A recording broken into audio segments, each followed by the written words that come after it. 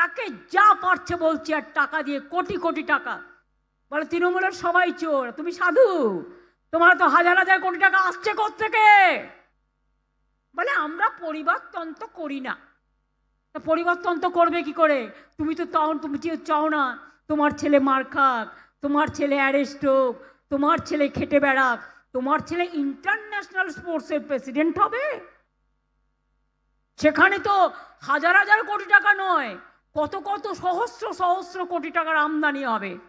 নিজের ছেলের ব্যাপারে দুধে ভাতে থাক, আর অন্যদের ব্যাপারে গোল্লায় যাক।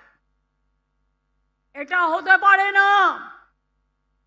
প্রত্যেকটা বিএলএ দেখবেন, যতক্ষণ পর্যন্ত জেনুইন ভোটারের নাম না উঠছে কেউ এলাকা ছাড়বেন না।